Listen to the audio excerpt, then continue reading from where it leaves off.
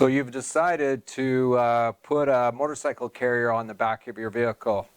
There's a couple things, a couple rules of thumb you need to know before you go down that road. One of the first things you need to do is when you get your vehicle, inside is a manual. Inside the manual, there'll be a towing capacity.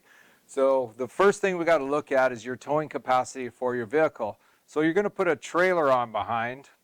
And the trailer goes something like this. Depending upon your towing capacity, let's say this trailer is at 2,000 pounds. Okay? 2,000 pounds means that this vehicle has enough braking power that when you have it loaded up to 2,000 pounds, it's going to stop you on an emergency. So it's going to force the vehicle forward because it has an extra 2,000 pounds pushing on it, but it has the braking capability to stop within a certain period of distance. The second part of the equation, so we got 2,000 pounds here. Now you notice that on a trailer, the axle is actually back further. It's not in the middle of the trailer. They actually shovel it back further. So what happens is the 2,000 pound weight that you put in it, some of the weight has got to go towards the front. So the second part, we don't load it at the back. You want it to be equally distributed in here, which will put extra force down on the tongue. So there's a thing in industry called tongue weight, and that's what is maximum push down on the tongue of your tow vehicle. And the usual rule of thumb is 10%. So if we go 10% of 2,000 pounds, it's equal to 200 pounds. So what it's saying is that your vehicle can stop the 2,000 pounds, but we need to have 200 pounds pushing down on the tongue. And that's a very important thing to figure out before you start doing anything, because that is what your vehicle is actually capable of when you load it up at the back end. The second part is that when you get your vehicle, and how it works is that here's the tongue sitting here. There's a thing called a 1/3 rule that everybody uses in industry. And basically what it means is if you go out here and you go out 1 foot, 2 foot, 3 foot, 4 foot. So what here, 1 foot out from the distance, there's 1/3 of your 200 pounds that you lose. Out 2 feet, there's 2/3 of the 200 pounds that you lose. Obviously at 3 feet, 3/3, you cannot put 200 pounds sticking out 3 feet farther than the extra of your tongue, because you would know what would happen if you put 200 pounds out here. The torque would be so much that would just end up bending your hitch or making the thing basically untowable to not to be able to collect it. So you got to be aware of the 1/3 rule. So if you and this 200 pounds, by the way, is your apparatus plus whatever it is that you're putting on. So you got to think about that. What does your apparatus weigh plus what your bike weighs? So in this instance, you can only put a very small bike on it because you only got 2,000 pounds. Now that's the smaller cars, the really small SUVs and stuff like that. They don't have a whole lot of towing capacity, made for tent trailers and the odd little cargo trailer that you pull on behind. So the first thing you do is you look in the manual, figure out how much towing capacity you have. If it says you're at 2,000 pounds max tow capacity, that means you're 200 pounds on the tongue weight, and that's your guiding light. That's where you start. So when we go from there, we get that figured out, what your vehicle is actually capable of, then we go to the next step. What the next step is I got this little thing printed off on the internet. What the next step is what type of hitch goes with your vehicle. Now it's pretty obvious that you're not going to put a super big hitch on a very small vehicle because it just doesn't have the braking power to stop a really huge, massive weight that you're pulling around. So when you go get a hitch put on your vehicle, they're going to look inside your manual in your car, look it up on the internet, and find out what's your tow capacity, and that's the type of hitch that they're going to put on it. Okay, so the first type of hitch, and they go in classes, and the first type of hitch is class 1. So class 1 is a square hitch like this, just a square tube sticking out the back, and it's 1.25 inches by 1.25 inches, and it's good to 2,000 pounds, which translate for us 200 pounds that you can put on it. So at 200 pounds plus your apparatus, say your apparatus is 50 pounds, and that means you have 150 pounds left over.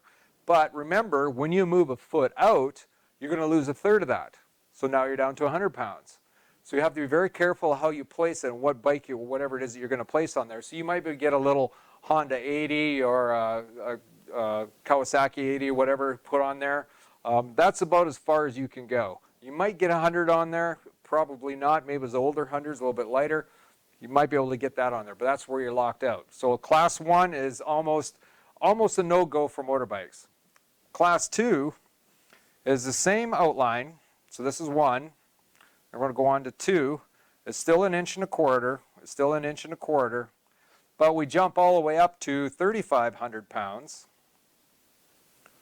which translate into 350 pounds. So in a class 2, remember, you think if you go a third out, you're going to lose, or go a foot out, you're going to lose a third. You're going to go down to 250. So you got to be really careful here too. You got to really watch what you're doing. So now you're into the 125s, maybe the 230s, the Honda 230s, somewhere around in that range, the smaller KTMs. That's what type of bike you can put on here. That pretty much maxes you out at 350, because your bike is not going to sit right against the truck bed. You're going to be out at least 1.5 feet or more. You're going to be out at that area. So you're stuck in that range. So all the 200, the 300 cc's and all that stuff are kind of stuck there. So that's class 2. Next one up is class 3. This starts to get a little more interesting, because now you're at 2 inches, 2 inches, and class 3 is at 5,000 pounds, which translate to 500 pounds. So same thing applies. You go a foot out, you're going to lose a third of it. So you're going to lose 100, 150 pounds. So you go out that. So most of the bikes and most of the ones that we work with, the main center point is usually around somewhere from the 15 to the 19 inches out from the back.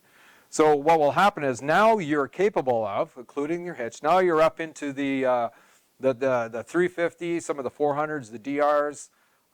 You now can start looking at some bigger bikes to put on the back. But there's a funny thing happens from this point forward that's you really got to pay attention to. Even though you have the weight or the capacity, what happens is, if you look at the back of a vehicle, well, I'll describe it. Class 4 first. We'll go up to class 4 first. Class 4 is still the 2 inches by the 2 inches, but now we're at 1,200 pounds. So we're good to 1,200. So that's a lot of weight. That's a lot of weight you can have pushing down on the back of your vehicle. But here's, so we'll just go through it again one more time. Class 1, 1 1/4 inches. You're good to 200 pounds. You go out a foot, you lose a third of that. Class 2, quarter, 3,500 pounds, 350 pounds, but you lose a third of that when you go out a foot, as a rule of measure. Class 3, 2 inch, 5,000 pounds, good to 500 pounds. Back it off a third. That's about where you're actually going to be at. And then the class 4 all the way up to 2,000 pounds. So you can almost picture in your mind what types of bike go here, what types of bike go there, and what can be done here. This is a very interesting category. It's a whole new game when you get up into this area. So this carries most of our bikes. And once you get up into the big ones, up into the 800 cc and all that stuff, this is where you're heading with this guy. It's very difficult to put an 800 cc on something like this unless it's stripped down, and it is a very light bike. So here's what happens. Here's where the cutoff is, and you need to understand this a little bit better. So on the back of your vehicle, if you do just a quick little pictorial of the back of your vehicle, here's your hitch sitting in the middle. So just picture in your mind, this is the 2 back tires, and you're looking at the back end of your vehicle. So picture in your mind, you're going to slide your device into this, and you're going to load it a foot out or almost 2 feet out. So what will happen is now it's going to push, it's going to torque, and it's going to grab this tube and it's going to move it down. It's going to get it twisted this way. Not only that, you got this bike out here, so what happens when you hit bumps and rolls, it's going to twist. So now you're going to get a twisting action. It's almost a 360-degree action wherever this bike goes. It's almost like a tail on a dog. It's going to be going all over the place, trying and twisting and turning, which is abnormal to a normal trailer that you pull. So this thing's designed to pull something. It's not designed to actually do the twisting and the turning and making all the welds, putting a lot of stress on the welds. So what happens is, what you got to think about is, once you're out far enough, and usually it's about the 350-pound bike, once you put your apparatus on, here's a little platform, here's your motorbike.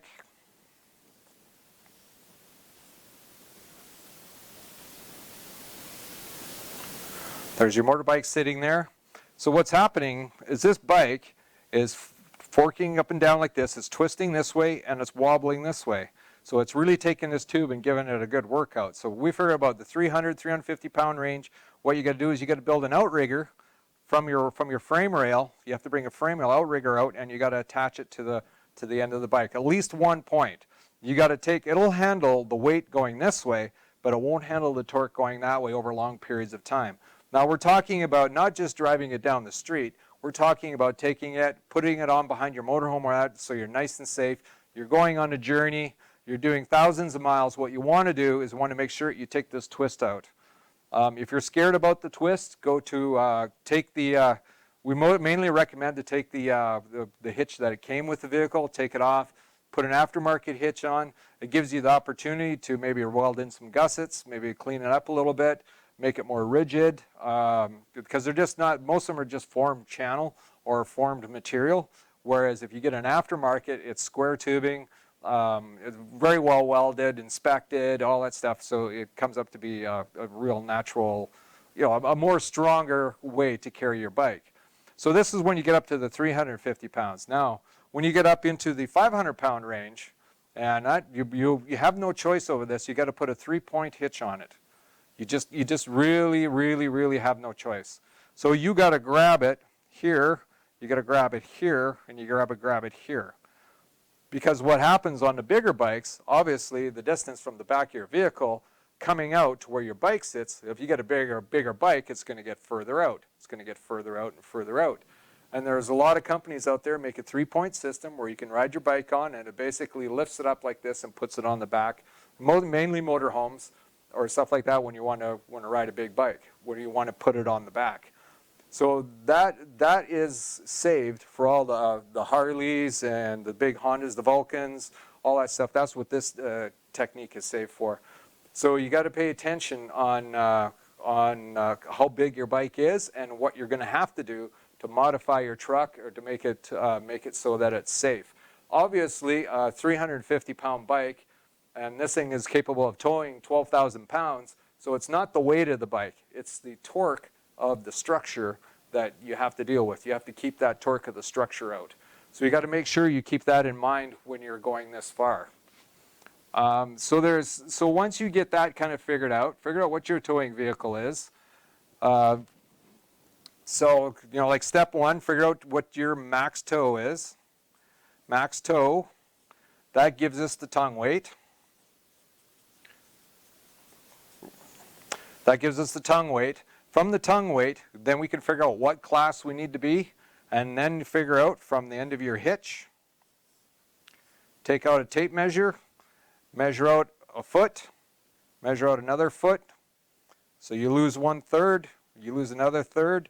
I've never seen anything that's gone past 20 inches. 20 inches is getting out too far, because that's basically the middle of your motorcycle. Here's the truck bed. You come out. Here's the tire of your bike. Here's your handlebars. I do a horrible job at running the bike. But that basically what that means is never really ever gone beyond 20 inches. Usually it'll sit around maybe 19, 18. And the smaller bikes, you can get it down to about 15. All depends on where you sit. So the bigger the bike, the closer you want it to the back of your truck, the more beefier that you want your hitch tube from the torque angle, the more beefier you want to make it. So that gives you your rule of thumb. Once you're finished this, now you can go start looking for something. Go looking for an aftermarket motorcycle carrier. A lot of people go on to Amazon or eBay and they buy the $250 little metal slide-on ramp style with the tie-downs, put it on the back of the truck. They drive up I've seen 350-pound racing bikes on the back, and I'm scared to follow them down the highway of how dangerous that really is, because it serves no purpose. It just flies in the back like like a flag, and it's scary and it's dangerous. So you got to be really careful about how you judge this and how you put it together. So, that is how you pick the correct motorcycle carrier for the type of vehicle that you have, for the maximum braking power you have, for the maximum tongue weight you have. That's kind of the rule, the basics on how to pick a proper motorcycle lift.